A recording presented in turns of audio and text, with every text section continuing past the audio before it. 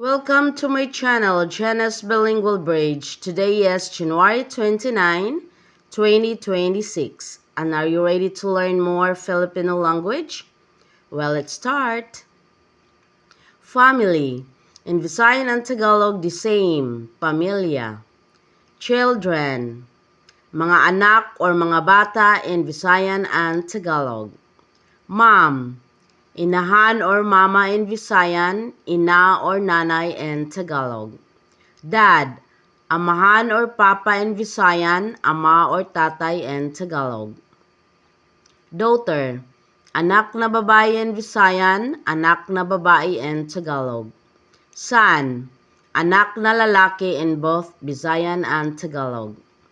Brother, igsuon na lalaki in Visayan, kapatid na lalaki in Tagalog. Sister, igsuon na babae in Visayan, kapatid na babae in Tagalog. Alright, this is all for today and have fun learning. Don't forget to hit the subscribe button, like and share, continue learning, and see you next time.